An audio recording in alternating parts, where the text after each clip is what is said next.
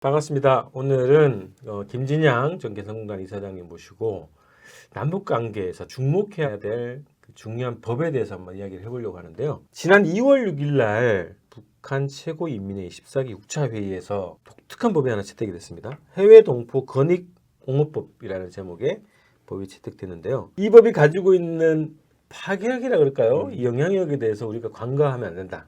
그래서 이제 이사장님 모시고 이야기를 좀 나눠볼까 합니다. 우선 법을 한번 소개해 주세요. 네. 어떤 것인지. 저는 이것을 처음에 딱 접하고 나서 이게 말이 돼? 가능한 일이야? 충격을 받고 1장부터 5장까지 정독을 다시 했어요. 출처가면서 보면서 굉장히 떨렸어요. 새로운 평화의 질서를 만들 수 있는 판도라의 상자가 열렸다라는 생각이 딱 들었어요.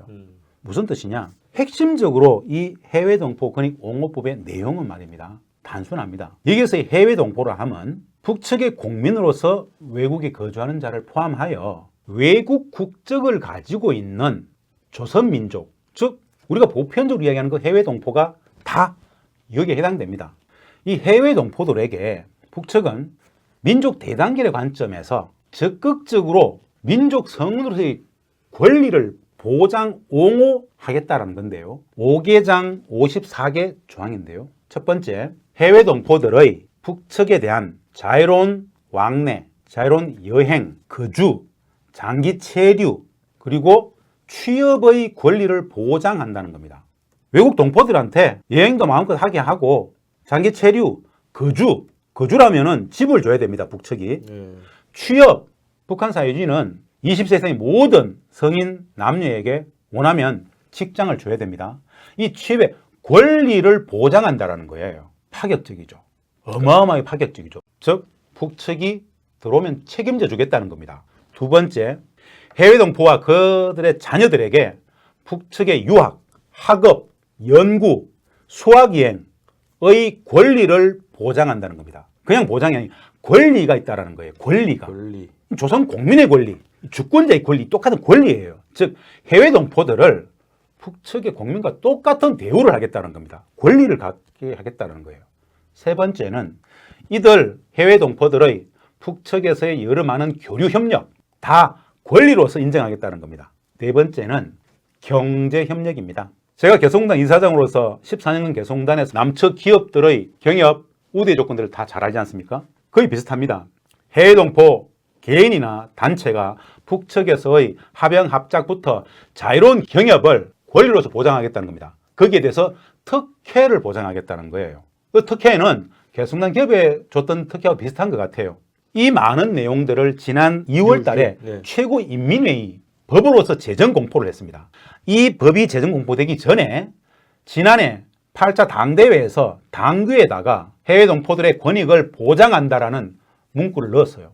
굉장히 큰 의미가 있었죠. 물론 헌법에도 이 부분이 있습니다만은 구체적인 법제로서 최고인민회의가 이 권리를 보장한다고 상세하게 5개장 54조항까지 딱 열거해서 발표를 했고 북측의 실무단위에서 이 내용들을 자세하게 설명하는 행사들을 많이 가졌습니다. 이게 나온 게 2월이에요. 향후에 한반도 질서에 어떤 영향이 있을 것인가. 우리가 한반도 질서 그러면 주로 남북 관계를 봅니다. 남북 당국 관계를 보죠. 북미 관계를 보죠. 그런데 남북 당국 관계는 없어요. 이제 북미 관계도 없어요. 남북 당국 관계도 북미 간의 관계도 없는 과정 속에서 소위 말하는 650만 800만 해외 디아스포라 이들 중에 북측의 교류 협력에 관심 있는 사람들 누구라도 북측에 와서 자유롭게 내왕하거나 여행을 하거나 장기 체류하거나 거주하거나 취업할 수 있는 권리를 주겠다라는 거예요. 다 받아 안겠다는 것이죠. 지금까지는 걸어 잠궜었어요. 굉장히 소극적으로 지켰잖아요. 북측의 입장에서는 전쟁이 안 끝난 상황 속에서 미국의 대북 적대 정책의 여러 행위들이 가해질 줄 모르기 때문에 철저히 관리했는데 이제 해외 동포에 대해서 그걸 다 열어주겠다는 겁니다. 이것은 두 가지 의미가 있어요. 사상적으로, 정치적으로 굉장히 좀 토대가 탄탄해졌다라는 분석을 해볼 수 있습니다. 두 번째, 더 중요한 것. 정치 사상적 강화된 토대 위에서 경제적으로도 만만치 않다라는 생각을 해봅니다. 해외에 동포가 북측에 들어가서 거주하겠다 그러면은 집을 줘야 되잖아요. 국가의 의무로. 그렇죠. 취업도 시켜줘야 돼요. 일자리를 준 순간 그 가족들을 또 먹여 살려야 돼요. 우리 자본주의 사회 같으면은 내가 취업해가지고 내가 먹여 살려야 되지만 북측은 국가 공급 사회주의 계획적이기 때문에 일정 정도 국가가 이들의 생활을 책임져야 됩니다. 그 경제력이 어디에서 어떻게 담보될 것인가를 생각해 보면 이 법이 시행됐다는 것은 굉장한 자신감이 밑바탕에 깔려있기 때문에 이것을 내놓은 겁니다. 미국이나 일본은 정부 차원에서 지금 북측에 못 가게 하고 있습니다. 그러면은 캐나다, 호주, 중국에 엄청나게 많은 약 250만 최종 동포들이 있습니다. 독일, 영국, 프랑스, 유럽 이 많은 해외 동포들이 놀기 삼아 여행을 간다. 일주일, 2주일, 한 달간, 2달간 살아본다? 괜찮네. 다시 들어와가지고 장기 처리해본다? 한 1년쯤 거주해볼까? 이들이 그렇게 왔다 갔다 하면서 북측에서 겪고 있는 모든 것들을 페이스북, SNS, 카톡, 위챗, 유튜브에 자기 경험들을 많이 올려버리면 70년 적대적 분단 체제를 유지시켰던 북에 대한 왜곡 오도의 이 악마화가 다 벗겨질 겁니다. 이런 생각해 보세요. 전 세계 모든 나라의 해외 동포들이 북쪽으로 막 마음껏 왔다 갔다 하고 있어요. 대한민국 우리는 먼 산 구경하듯이 강 건너 불구경하듯이 남열처럼 보고 있어야 됩니까? 아니면은 우리도 갑시다 라고 할 것 같아요. 전 후자일 것 같아요. 미국의 교포들, 일본의 교포들도 마찬가지죠. 가보자 라는 요구들이 빗발칠 거라고 생각이 됩니다. 이 물결이 교착 국면의 북미 관계와 남북 관계를 추동해가는 힘으로 작용할 수도 있다. 라는 이런 여러 가지 생각들을 한번 해봅니다. 아니, 남북 관계가 이렇게 되면 중국의 항공사가 맞죠? 장사가 잘 되겠네. 이런 생각을 해봤어요, 제가. 이것이 현실화됐을 때 파장에 대해서 고민을 하다가 떠올랐던 생각인데요. 경제협력 같은 경우에 엄청난 우대를 주겠다는 겁니다. 대한민국의 제조업 기업들 같은 경우에 국내에서는 안 됩니다. 개성된 기업들이 너무 잘 알잖아요.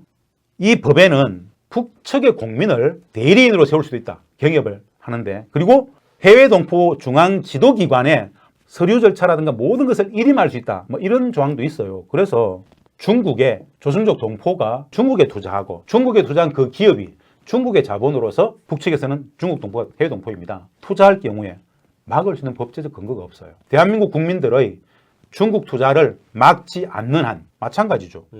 캐나다에 있는 교포에게 컴퍼니를 세우게 하고 그 사람이 투자해도 다 가능한 겁니다. 제재니 뭐니는 많은 것들이 무력화될 수 있겠다는 생각이 듭니다. 그래서 저는 이걸 한반도 평화 질서의 관점에서 경협도 경협이지만 제가 보기에는 사람과 사람들이 왔다 갔다 하는 이 엄청난 물결이 신압으로 어마어마한 평화의 질서를 실현할 수도 있겠다라는 생각을 해보는 거죠. 네. 물자 교류 말고 이게 문화 교류나 다 이게 가능하죠. 엄청난 효과를 낼 것 같은데 왜 이걸 만들었을까요? 두 가지 생각을 해보는데요. 첫 번째는 이 법이 발표된 시점입니다. 2022년 2월이었습니다. 3월 9일 대통령 선거가 남측에 있었죠. 남측에 소위 말하는 대북 평화주의 정책을 펼치는 정부가 등장했을 때 남, 북, 해외 동포 3자가 만들고자 했던 그 통일 평화의 민족 공동 번영의 정신을 한번 구현해 보고 싶어서 준비했지 않았겠나라는 생각을 먼저 해봅니다. 그럼 단순히 3자가 잘 풀기 위해서 이상만으로 이걸 할 수 있는가? 물적 토대, 정치 사상적 토대, 경제적 토대가 없이는 불가능한 겁니다. 그래서 더 크게는 북측의 정치 사상적으로 굉장히 강고한 체제의 자신감이 드러났다. 두 번째, 해외 동포들을 받을 만한 실질적인 경제력이 담보되는 수준에 올라와 있구나. 그렇기 때문에 자신만만한 이걸 발표했구나. 라고 보는 겁니다. 남북 당국 관계는 향후 5년간 아무것도 없을 거예요. 북미 관계 당국 관계가 없습니다. 북이 진짜 실질적인 평화의 질서, 정상국가화 내지는 제재가 사라진 이 형국을 만들기 위해서는 해외 동포들의 역할을 극대화시켜서 그들이 놓을 수 있는 운신의 폭을 마음껏 열어줘가지고 그들의 여론과 이런 교류들로서 현재의 교착들을 돌파하려는 건 아닌가. 진심으로 그런 생각을 했을 거라는 생각이 드는데요. 이 법을 만든 취지를 한번 원문을 읽어보드리겠습니다. 법의 사명, 해외 동포들의 권익 옹호 원칙인데요. 1조, 해외 동포의 민주주의적 민족 권리와 이익을 옹호 보장하고 그들을 애국 애족의 기치 아래 굳게 묶어 세우며 민족적 자존심과 애국적 열의를 불러일으켜 조국의 통일 발전과 융성 번영을 위한 길에 적극 나서도록 하는데 이바지한다. 참 좋은 말들이 많죠. 해외 동포들의 민족적 자존심과 애국적 열의를 불러일으켜가지고 결국 조국의 통일 발전과 융성 번영을 위한 길에 적극 나서도록 하는 데 이바지한다. 우리가 늘 생각했던 거잖아요. 조국 통일 운동이네요. 그렇죠. 네. 조국 통일, 융성 번영에 일조할 수 있도록 이 법을 만들었다라는 거예요. 그러면서 제2장에 바로 나옵니다. 해외동포는 공화국애로의 자유로운 귀국 및 내왕의 권리를 가진다. 해외동포와 그 가족은 북에서의 장기 체류 및 거주, 취업의 권리를 가진다. 다 권리를 가진다는 거예요.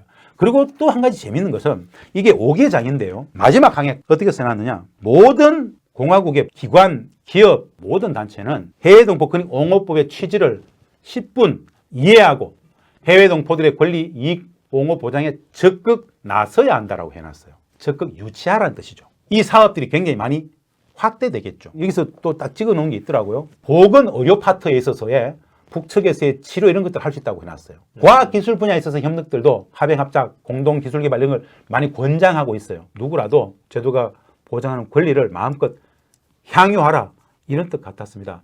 굉장히 적극적인 의지를 담고 있다. 이게 이전과는 전혀 다릅니다. 예전에는 닫았지 않습니까? 어떻게든 지켰습니다. 지금은 다 열어놓고 다 받아주겠다는 거예요. 굉장히 큰 사건이 된다. 남북교류협력 당분간은 윤석열 정부 속에서는 해외 동포들이 실질적인 통일 평화 사업의 중추적 역할을 하는 시대가 올 것이다. 그러면서 새로운 정부의 우리 통일부가 굉장히 곤혹스러운 상황으로 처해질 수도 있겠다. 판도라의 상자가 열렸다라고 볼 정도로 굉장히 중요하다. 해외에 계시는 여러분들한테 제가 이걸 적극 소개하면서 파장에 대해서 고민해 보시고 연구해 보라고 제안을 했었습니다. 네. 해외에 계신 분들이 이게 여행을 하거나 거주하게 하시면서 국적을 가진 나라 정부에다가 압력을 넣을 수도 있고 당연하죠. 여론 조성을 할 수도 있고 네. 그런 생각이 들었고요. 다 가능하죠. 또 하나는 이게 이민하고 좀 다르잖아요. 이민하고 전혀 다릅니다. 네. 이민은 엄청 복잡해요. 안 받아주잖아요. 이거는 다 받겠다는 거예요. 우리 조선민족에 대해서는 다 받겠다는 거예요.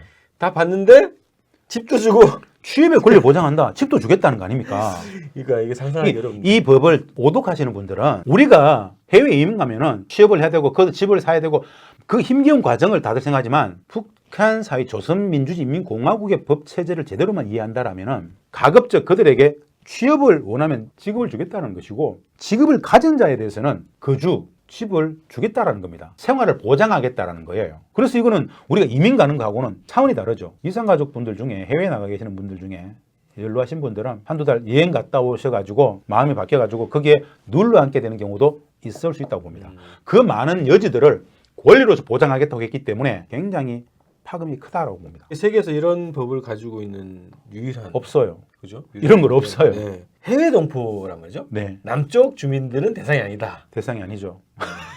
큰 그림을 그리고 있었구나. 2018년 4.27 판문점선언 9.19 평양선언 지난 5년간 문재인 정부와의 남북관계 북이 한반도에 새로운 평화의 시대가 열렸음을 만천하에 고하고 그런 평화의 시대를 열고 싶었는데 당국관계로는 실패했잖아요. 분단체제는 엄혹했고 우리 정부는 돌파하지 못했고 미국의 관계 속에서 눈치를 봤던 여하간 간에 못했잖아요. 문재인 정부도 이걸 못한다.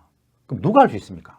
라는 많은 고민이 있었을 거예요. 우리 내부적으로 많은 성찰이 필요한 부분인데요. 북측은 자주 평화 민족 대단결의 원칙이 있죠.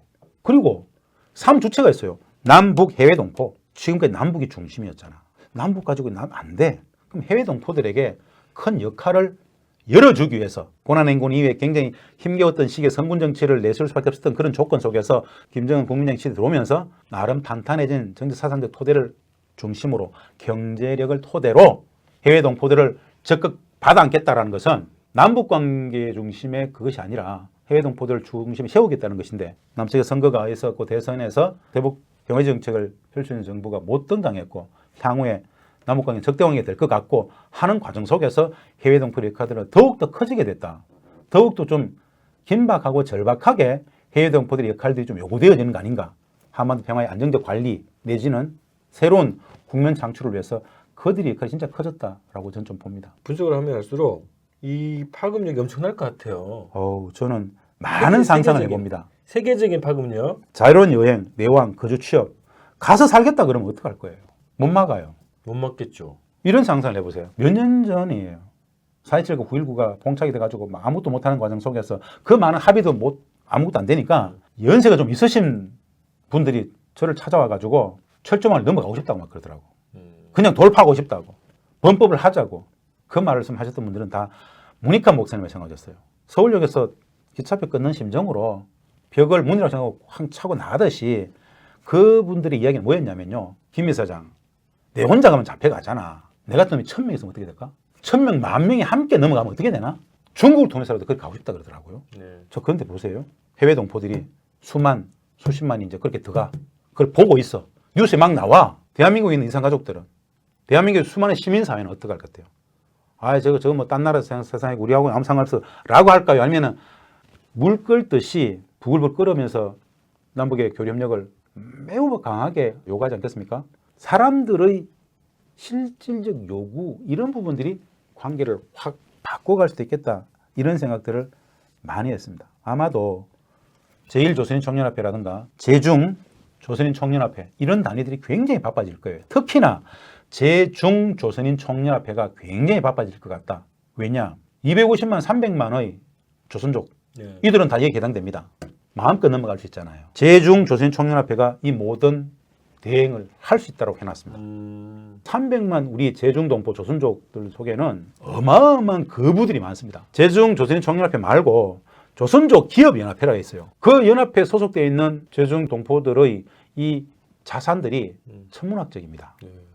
이것들이 들어갈 수 있는 여지를 열어놨잖아요. 그러면은 결과론적으로 그분들은 국적은 중국이잖아요. 중국 경제와 북한 경제가 유기적으로 굉장히 고도화될 수 있는 상황이죠. 남북 경협의 관점에서 한반도 평화 경제를 꿈꿨던 우리 입장에서는 여전히 실기하게 되고 그 자리를 자꾸 내주게 되고 그러네. 이런 안타까움이 있죠. 아무리 제재가 있는데 가능하겠어요? 라고 아직도 시대착오적인 유효기간이 만료된 이야기를 하는 사람들이 있어요. 중국과 러시아는 이미 미국 주도의 대북 제재에 대해서 전혀 신경도 안 쓰고 있어요. 예전에 같이 보폭을 맞췄던 시기는 모르겠지만 지금은 미국이 대북 적대적, 중국 대 러시아 적대적인 펼치는 상황 속에서 아무리 제재는 이미 유명무실화 됐고 그걸 가장 잘 지키는 나라는 대한민국이고 중국과 러시아는 북측과 이미 거의 대부분 해요.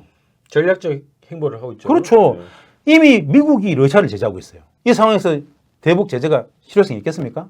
없죠. 그러면은 그 관계들이 굉장히 밀도가 높아진다. 그래서 압록강, 두만강을 중심으로 하는 북중, 조중 국경지대 속에서의 거래들이 진짜 많고 현재 단동에만 하더라도 10만 정도에 속한 사람들이 있습니다. 대부분 다 어디 있느냐? 중국 기업에 있습니다. 다 중국 기업이 일한다고요. 네. 이거 어떻게 막아요? 중국 기업들이 필요해서 쓰는데 그러면 미국이 중국한테 북측 노동자들 쓰면 안 되잖아라고 이야기하면서 그 기업들 제재하라 그러면 중국 정부는 그 자국의 기업들 제재할까요? 말도 안 되는 소리예요. 이미 그런 시기예요. 그런데 우리는 학자라는 사람들이 미국에 말리는 이야기를 책상에서 하고 있는 거예요. 관념론에 빠져 있어요. 그쪽에서는 이미 완전히 새로운 세상들이 펼쳐지고 있더라. 중국 입장에서 자국에 도움이 될까 이렇게 어떻게 판단할까요? 무조건 도움이 된다고 보죠. 그래요? 북중 관계 속에서 북이 중국에 대한 생각, 중국이 북에 대한 생각 누가 좀 더 서로를 갈구할 것 같아요? 우리는 북중 관계를 중국과 북한과의 관계를 한미 관계로 생각해요. 말도 안 되는 이야기거든. 북중 관계는 오래된 역사적 전통, 정치 역사적 전통 속에서 바라봐야 되는데 시진핑 입장에서 북측은 굉장히 필요하잖아요. 김정은 국무위원장이 트럼프 대통령하고 협상을 했을 때 중국은 굉장히 불안했을 거예요. 그런 분석이 있더라고요. 중국은 진짜 예전부터 북측을 대미 완충지로 보는 것이죠. 중국은 굉장히 좋아하죠. 이거. 뭐 죽고 많이 가라를 걸 겁니다. 권장할 겁니다. 경제력이 되기 때문에 수용을 하는데 그 과정 자체가 또 경제력을 더하는 과정이 되는 그렇죠. 거고 선순환 되겠네요. 지금도 단동에는 말입니다. 중국의 오다를 받은 북측의 물품들이 어마어마하게 많이 나갑니다. 우리 뉴스는 그런 것들은 전혀 다루지 않아요. 제재고 뭐고 다 필요 없는 이야기고 현장은 그렇다고요. 세계 각국에 있는 동포들이 몰려들면은 북측이 세계의 도시가 되겠는데 평양이라든가 많은 곳은 그 정도의 영향이 된다고 판단했겠죠. 해외 동포 지도기관이라고 하는데요. 공식 명칭은 아직 안 나왔어요. 개성 같은 경우에 중앙특구개발도 총국이라는 게 있었는데 이 사업을 전체 관장하는 건 해외 동포 중앙 지도기관이 돼 있어요. 네. 북측의 대남 정책 전체를 통괄했던 걸 보면은 통전부하고 조평통이라고 있었지 않습니까? 네. 사실 지금 조평통 없다고 봐도 무방해요. 대남 사업을 총괄했던 김여정 부부장이라든가 김영철 통전부장, 전 외무성 출신이죠. 앞으로 남북 당국 관계가 없기 때문에 조평통은 공식적으로 해산되고 수십 년 역사의 조평통은 사라지고 그거 원래 예고했었잖아요, 그죠? 이 많은 핵심 일꾼들이 해외 동포 중앙 지도기관을 다 넘어가서 그쪽에서 대부분의 사업들을 할 가능성이 굉장히 높다. 즉 남북 관계는 구조적으로 없다. 그럼 어떻게 됩니까? 그냥 보고 상황 판단을 잘해야 되겠죠. 구조적으로 그런 변화가 있다. 시청자분들께서 해외동포권익 옹호법을 검색하셔가지고 찬찬히 꼭 한번 읽어보시길 바랍니다. 이 내용을 읽으면서 핵심 내용이 향후에 어떤 영향을 미칠 수 있을지 한번 스스로도 판단해 보십시오. 그리고 주변에 많이 공유하시면 좋습니다. 특히 해외동포분들은 진짜 많이 연구해 보시는 것이 좋겠다는 생각을 합니다. 평화사업이기 때문에 그렇습니다. 평화사업. 공개된 자료만이라도 네. 적극적으로 많이 홍보가 돼야 될 것 같고요. 그렇습니다. 통일운동 하시는 분들 그리고 통일연구원 같은데 이런 데서 정말 연구를 많이 해야 되겠네요. 이게 엄청난 파급력을 가지고 올 것 같은데. 통일부나 정부가 지휘를 받고 있는 통일연구 이런 데서는 쉬쉬쉬 하는 분위기일 겁니다.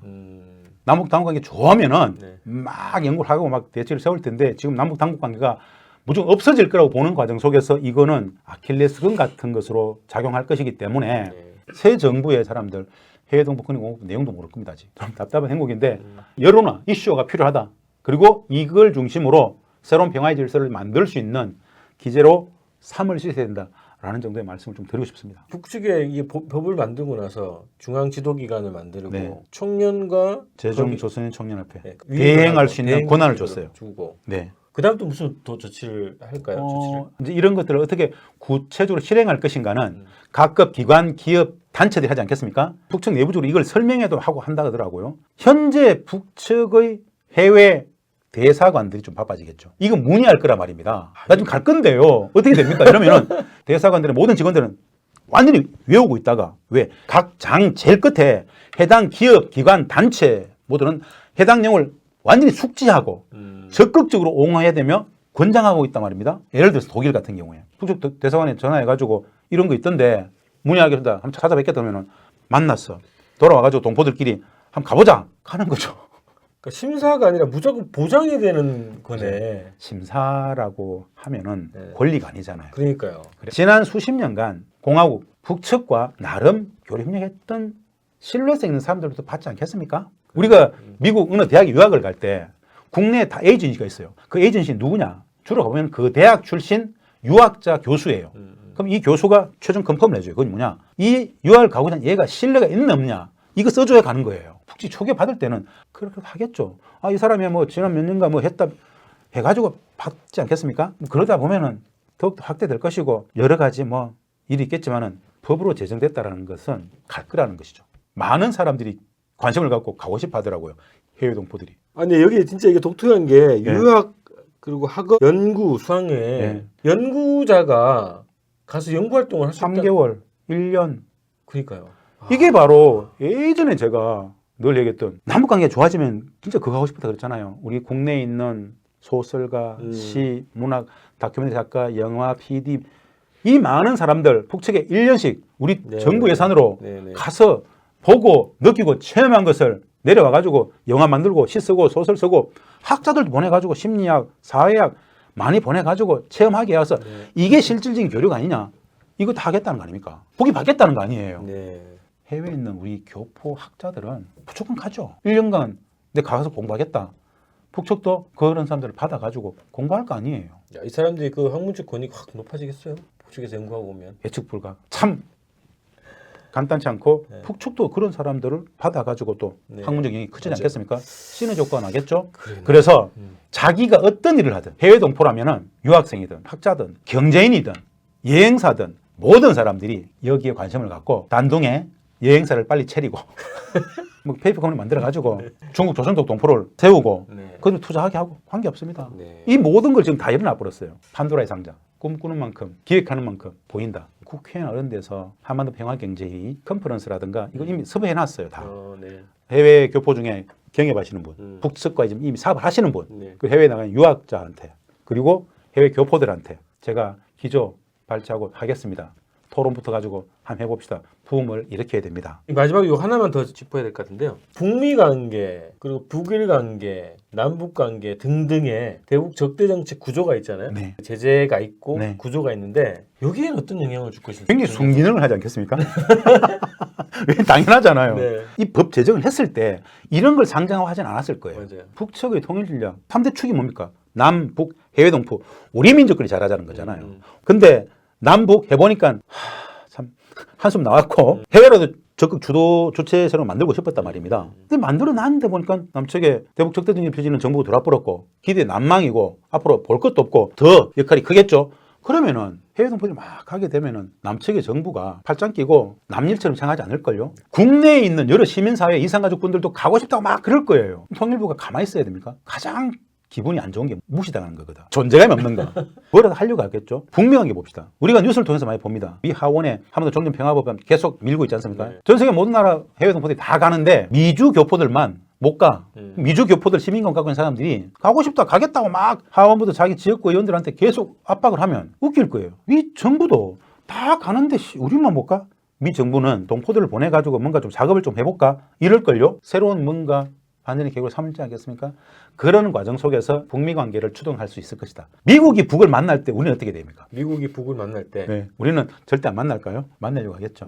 그래서 전체적으로 추동할 것 같다. 김태호가 지금 그 안보실 1차장이잖아요. 전력이 있잖아요. 네. 돈봉투 싸들고 가서. 그런 참담한 과정 앞으로는 없을 겁니다. 북은 당국 대 당국으로는 안 만날 겁니다. 너무 이 사람들을 잘 알아요. 북은 공식적 공간에서 해외 동포의 역할이 막 커지는 과정 속에서 불가역적 상황이 딱 됐을 때 점잖게 남측 동포들에 대해서도 우리는 언제든지 문을 열어두고 있다. 만약에 중국을 통해서 온다면 받아주겠다 이러면 어떻게 돼요? 가겠죠. 해외 동포들이 한 2, 30만이 1년에 막 왔다 가고 있어. 남측에서 막 시끄러워. 정부는 안 된다 그러고 우리 시민사회는 막 가겠다 그러고 우리 남측 이산가족들이 막 들끓어. 북측에서 지난 몇 년간 해외 동포를 이것다 해봤는데 아무런 문제가 없었고 똑같은 민족 동포의 관점에서 남측 사랑하는 민족 성원들에게도 이 모든 여행 이런 것다 배왕을 보장하겠다고 해버리면 우리 통일을 어떻게 막죠 그거? 그러면 말입니다. 개성을 통해서 판문점을 통해서 가는 사람이 제일 많고 그래야 되는데 막고 있으면은 중국 나가 있다가 200명, 300명씩 집단 가면 어떻게 해요? 이걸 누가 어떻게 막을 거예요, 그거를? 사실은 이 비교가 적절치 않은데 말입니다. 독일 통일을 보면 말입니다. 미국도 프랑스도 소련조차도 가장 충격은 뭐였냐면은 동서독 시민들의 이 교류, 인적 교류가 이렇게 물밀듯이 왔다 갔다 해버리니까 도도한 역사의 시대적 흐름이라는 것들을 봐버렸어요. 누가 통제하고 억제하고 막아서 될 일이 아니다라는 것들을 그들은 그 인적 교류 과정 속에 봐버렸던 거예요. 해외 교포들이 북측을 댕기고 남측에서 그렇게 200명, 3,000명씩 막 간다 생각해 보세요. 어떻게 쳐버려요? 시대착오적인 법이 되고 무력화되는 것이죠. 이미 20세기에 이런 같은 법이 아직도 살아있다는 자체가 이상하다, 정상하자. 그렇게 바뀌지 않겠는가? 남북 당국관계 4.27과 9.19 믿었던 것보다는 역시 시민사회, 시민의 민중의 힘으로서 결국 통일평화 시대를 열어간다라고 보는 것도 한 축으로 이해할 수도 있을 겁니다. 네. 자, 오늘 이렇게 좀 마무리해야 되겠습니다. 이 해외 동포 권익 옹호법입니다. 해외 동포 권익 옹호법을 가지고 제가 오랫동안 준비했는데 다른 사람들은 손속도 아직 못하고 있을 거예요. 네. 정보 자체가 없기 때문에 검색해 보시고 더욱더 많은 풍부한 논의들이 되었으면 좋겠습니다. 특집 방송으로 김진영 이사장님 모시고 이야기 나눴습니다. 고맙습니다. 감사합니다.